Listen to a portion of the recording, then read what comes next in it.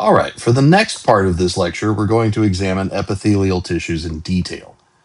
Then we'll end with a brief exploration of the other three tissue types, which each will be covered in detail later in the course. This figure shows that all epithelial tissues exhibit something called polarity. That is, they have an apical or free surface, the surface up here that's not connected to anything, and they have a basal or attached surface, the surface down here, that is attached to something. It's anchored. It's what anchors the tissue. In flat membranes, it's pretty easy to tell the apical and basal surfaces of a thin, wide membrane. But in hollow organs, which side is apical and which side is basal? It's usually the inside, the unattached, empty space there that is apical, and then the attached outside that is basal.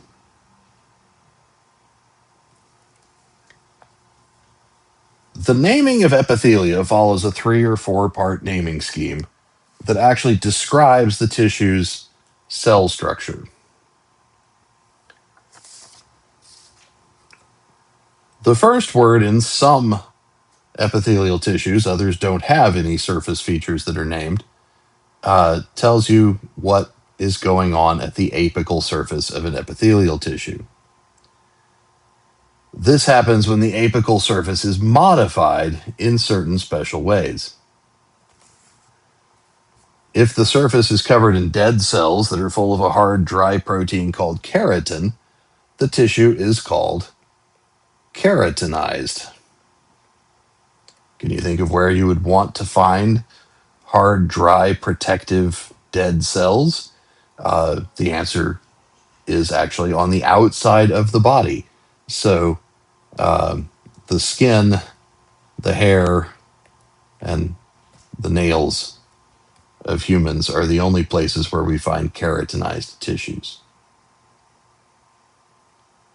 If the surface features many long, thin, hair-like projections called cilia, the tissue is called ciliated. The cilia often waft, they wave to waft things along.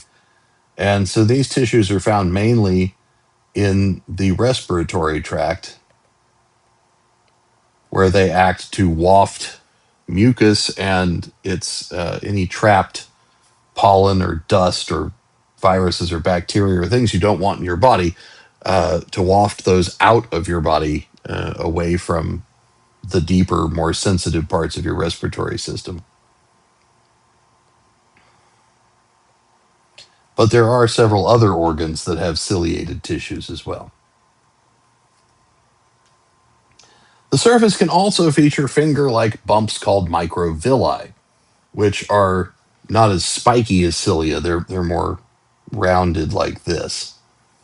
But for some reason, nobody calls this a microvilliated tissue. It's not included in the name. And microvilli are found mainly in the digestive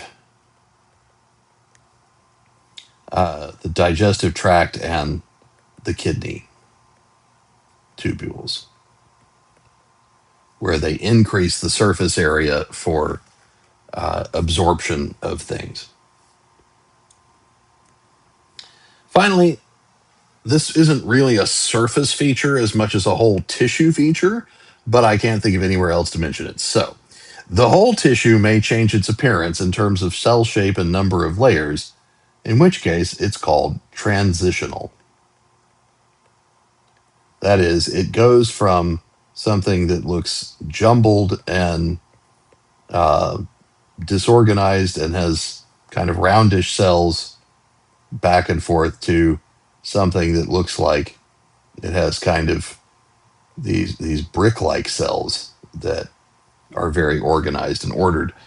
And why does it do that? Because these are found in the urinary tract, most specifically in the urinary bladder, which has to expand to about 10 times its resting size as it fills with urine.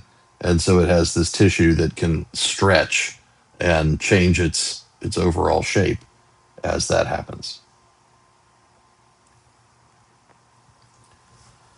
The second part of the epithelial tissue's name, if it has a special feature, or the first part of the tissue's name, if it doesn't, is the type of layer structure that the tissue has. If the cell has a single layer of cells, as shown here, that is, the basal surface touches all the cells and the apical surface is found on all the cells, then that tissue is called simple.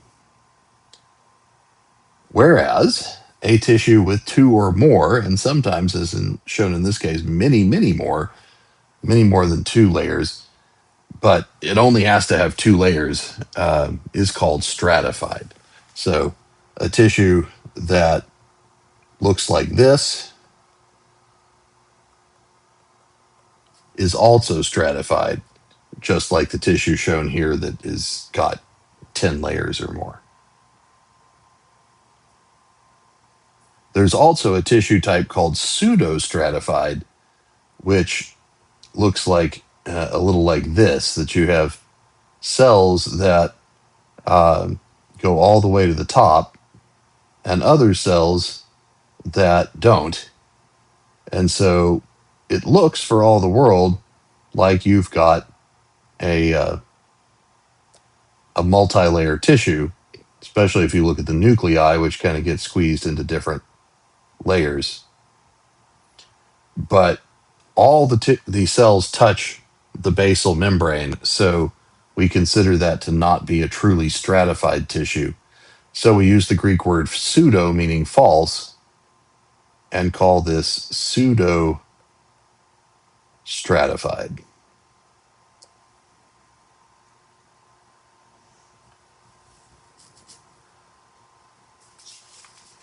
Next, we name the shape of the topmost apical layer of cells.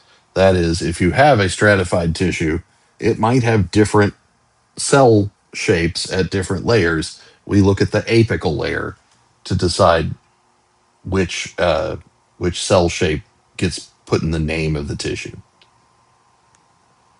Cells that are much wider than they are tall, such as the one shown here, are called squamous cells. Squamous is a Latin word meaning a fish scale, something broad and flat. Cells that are about the same size in every direction, on the other hand, are called cuboidal. Note that while this implies that these cells are kind of squarish, that they look like cubes, that's not always true. Sometimes they're sort of hexagonal, sometimes they're sort of rounded, but they're always going to be about the same size in every direction that you can see in the microscope.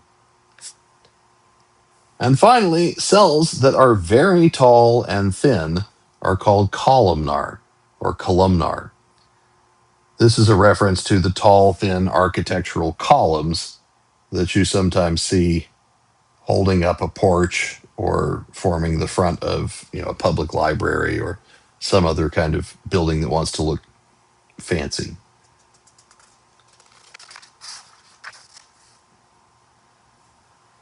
These tissue names all end in the word epithelium.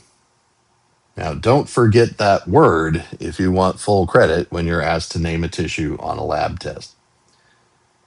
Here are some examples then of how these names come together. We see simple squamous epithelium. Simple means we're going to have one layer, and squamous means the cells are going to be flat. So that's going to look like this. I'm drawing the cells overlapping slightly, but the point is these cells are wide and flat, and there's one layer of them. Moving to the side, what if we see a simple cuboidal epithelium? Again, one layer, but then these are squarish cells. So this tissue is going to look more like this. Except that cuboidal cells are often found not in flat structures, but in rounded structures. So more often, a cuboidal tissue looks like this.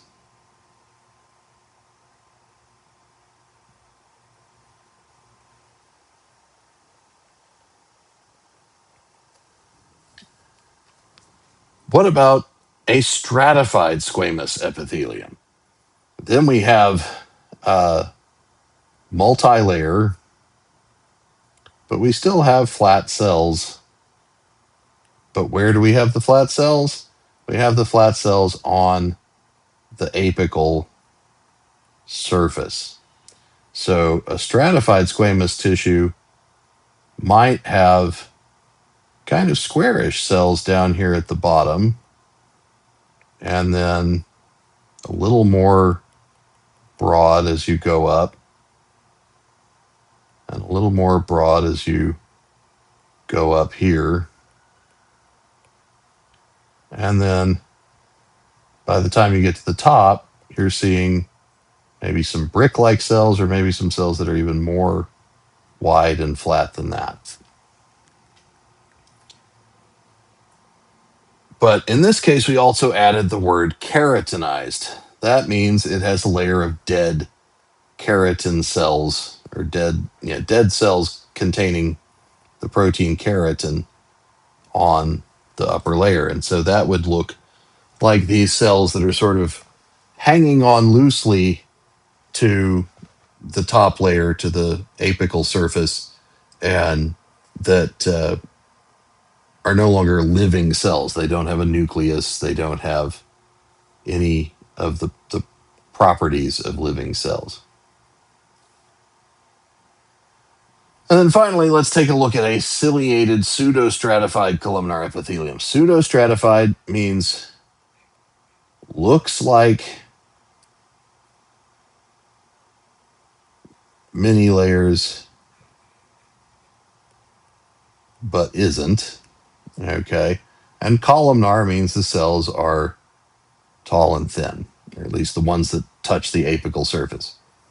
So here, we're going to see a tissue with some tall, thin cells that do, in fact, reach the apical surface, but also some thinner cells that there are some shorter, squatter cells that form almost another layer under those tall cells, but not a full other layer. And so, because this looks stratified but isn't, it's called pseudostratified. Now, in this case, we also added the word ciliated, which means you'll see these little spiky